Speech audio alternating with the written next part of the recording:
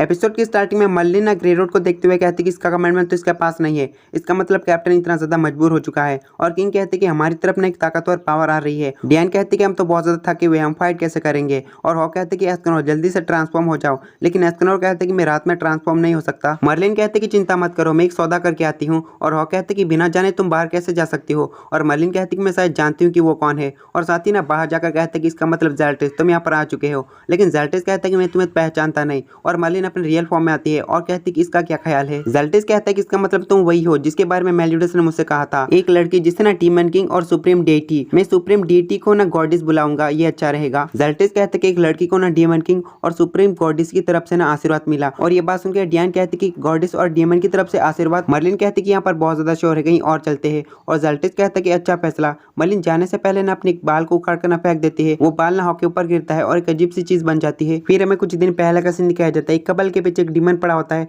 तभी ना वहाँ पर ड्रेफिस आ जाता है और कहते हैं कि यहाँ से भाग जाओ। वो डीमन अटैक करता है, ड्रेफिस भी अटैक करता है। वो डीमन अपने हाथों से उसे रोक लेता है। हेनरिक्सन आकर उस पर पर्ज यूज करता है और वो डीमन मर जाता है। उस कपल के ऊपर एक अजीब से क्रिएचर अटैक कर देते हैं। तभी ना उसके सामने मार्गरेट आ जाती है। ड्रेफिस ना सारे क्रिएचर को एक ही बार में मार देता है। हेनरिक्सन ना मार्गरेट को हील करता है और ड्रेफिस चिल्लाते हुए कहता है कि पूरा ब्रिटेनिया खतरे में और तुम दोनों ना प्यार के गुल खिला रहे हो। और हेनरिक्सन आकर कहते हैं कि इतना गुस्सा करने की कोई जरूरत नहीं, एक होलीनेट और फीमेल मैजिशियन को देखा है। वो दोनों कहते कि हमने नहीं देखा। ड्रेफिस कहता है कि आगे से कोई बेवकूफी मत करना और हेनरिक्सन कहता है कि रास्ते में ख्याल रखना। और वो दोनों एक साथ चले जाते हैं। मार्गरेट ने उन दोनों को देख रही होती है और मार्गरेट को एक आवाज आती है, तुम खूबसूरत हो। और मार्गरेट पीछे मुड़ती है और ड्रेफिस कहता है कि क्या कुछ हुआ। मार्गरेट कहते हैं कि मुझे कुछ आवाज आए और साथ ही ना वो आगे बढ़ना शुरू कर देते हैं और रात को ना एक जगह पर रुकते हैं। ड्रेफिस कहता है कि सारी गलती मेरी है, मेरी वजह से ना प्रिंसेस मार्गरेट को तकलीफ हुई है। और हेनरिक्सन कहता है कि विवियन ने गिल को किडनैप कर लिया है। मार्गरेट कहते हैं कि मैं बहुत ज्यादा गुस्सा हूँ। और ड्रेफिस कहता है कि प्लीज मुझे माफ कर दो। और मार्गरेट कहती है कि मैं खुद पर गुस्सा हूँ क्योंकि हमेशा मुझे दूसरों ने बचाया है। हेनरिक्सन कहता है कि शायद ना विवियन अभी गिल के साथ ना जबरदस्ती कर रही होगी।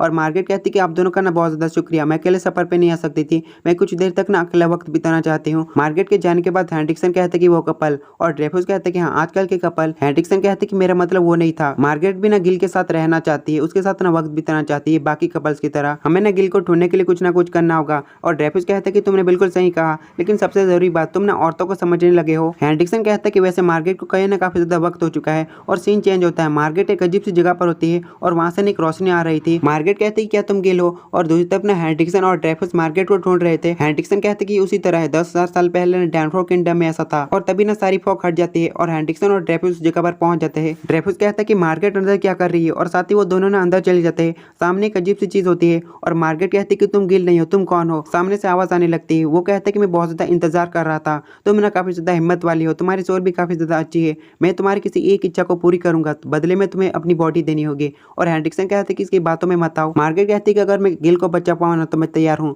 और मार्गरेट के चारों तरफ ना रोशनी निकलने लगती है और मार्गरेट के अंदर से एक अलग आवाज आती है। वो आवाज कहती है कि मेरी पावर तो बहुत ज्यादा बढ़ रही है, इस बॉडी के अंदर ना मेरी पावर बिल्कुल बैठती है। ड्रेफिस कहता है कि इसकी पावर तो बहुत ज्यादा बढ़ गई है। और मार्गरेट कहती है कि मैं हूँ लूडोसेल, 4 आर्कएंजल में से एक, तुम दोनों मेरे साथ मिल जाओ और इस दिग्मा में शामिल हो जाओ, हम ना डीमन क्लैन को खत्म कर देंगे। मैं ना गॉडेस क्लैन से हूँ, 3000 साल पहले ना होली वॉर के दौरान सब कुछ अच्छा चल रहा था, लेकिन अब बहुत ज्यादा डिसएडवांटेज में पड़ गई और गॉडेस क्लैन को ना चाहते हुए भी अपनी फिजिकल बॉडी को कुर्बान करके डीमन क्लैन को सील करना पड़ा। हम ना ऐसी अलग अलग चीजों में रहते हैं ताकि हम कभी रिवाइव हो सके। और साथ ही अपनी उंगली से एक एनर्जी निकालते हैं जो आसमान को छू रही थी। और लूडोसेल कहते हैं कि हम डीमन क्लैन को खत्म कर देंगे। और सीन चेंज होता है। बहुत सारे होलीनाइट डीमन के साथ फाइट कर रहे होते हैं और हाउसर कहते हैं कि हार मत मानना, हमें फाइट करना होगा। लेकिन सारे के सारे होलीनाइट हारते हुए नजर आते हैं। एक डीमन ना जेरिको को पकड़ लेता है और खाने वाला होता है। तभी डीमन पे अटैक होता है और डीमन नीचे गिर जाता है। और साथ ही जेरिको और उसके साथ लड़के होती है ना, वो दोनों ही हिल हो जाते हैं। और सामने आता है वही चुटकू जिसे ग्रेट फाइटिंग फेस्टिवल में देखा था। और यही है 4 आर्कएंजल का सेकंड मेंबर सारियल। और वहीं पर ना 4 आर्कएंजल का तीसरा मेंबर भी होता है तारमेल। और तारमेल कहता है कि इस दिग्मा के साथ जुड़ जाओ, हम डीमन क्लैन को खत्म कर देंगे। और सारे के सारे होलीनाइट एकदम जोश में आ जाते हैं। और सीन चेंज होता है जहाँ पर गिलथंडर ना कैद होता है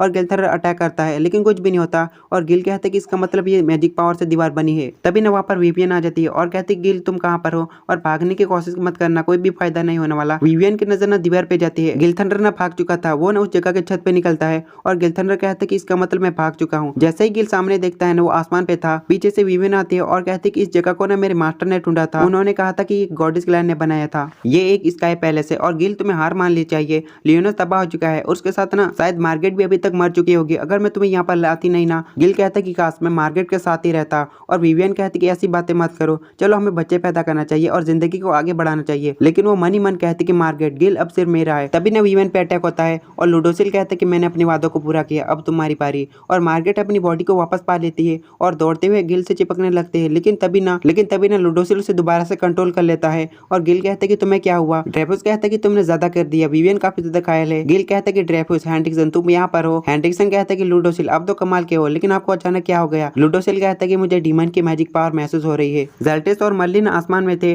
और ज़ेल्टिस कहता है कि मैंने कभी नहीं सोचा था कि मैं तुमसे मिल पाऊंगा। कैपिटल विजार्ड बेलियलोइन में एक लड़की का जन्म हुआ जिसके पास ना इन्फिनिटी पावर थी और ये खबर ना डीमन ग्लैन और गॉडेस ग्लैन तक पहुंच गई और उन दोनों ने इसे अपनी तरफ करने की ट्राई की, लेकिन कैपिटल विजार्ड ने उसे मना किया और कहा कि ये पावर हमारी है। लेकिन तुमने ना उन दोनों से ही बात की और कहा कि जो अच्छा गिफ्ट देगा ना मैं उसकी तरफ हो जाऊंगी। और डीमन किंग ने डीमन रियलम के सीक्रेट मैजिक का ज्ञान दिया और सुप्रीम गॉड ने दर्द और कमांडमेंट से बचाने का वादा किया। लेकिन दोनों से ही गिफ्ट लेने के बाद ना तुमने मना कर दिया। दोनों ही काफी ज्यादा गुस्सा थे और बेलियलोइन में अटैक कर दिया। आग के गोले से बरसने लगे 1000 दिन तक और काफी ज्यादा बिजलियां गिरने लगी। और ज़ेल्टिस की ये सारी बातें ना उस अजीब सी चीज से ना डीएन, एस्केनोर और हॉक ना किंग सुन रहे थे। ज़ेल्टिस कहता कि लेकिन तुम भाग गए क्योंकि तुम्हारे पास इन्फिनिटी पावर थी और वो दोनों गिफ्ट थे। यहाँ पर ना तुम्हें सब लोग मर्लिन कहते हैं, तुम्हारे दिमाग में क्या चल रहा है, जवाब दो। और मर्लिन कहती कि तुम्हें ये चाहिए ना, ये मैं तुम्हें दे दूंगी, लेकिन एक बात समझ में नहीं आ रही, जो अपने भाई से नफरत करता था वो उसकी मदद कर रहा है डीमन किंग बनने में। ज़ेल्टिस कहता है कि तुमसे बात करने का मेरा कोई भी मूड नहीं है, ये चीज मुझे दे दो, मैं तुम्हें जाने दूंगा। मर्लिन कहते कि चलो ठीक है, सौदा करते हैं और साथ ही ग्रे रोड को दे देते हैं, लेकिन पफा क्यूब में बंद कर देते हैं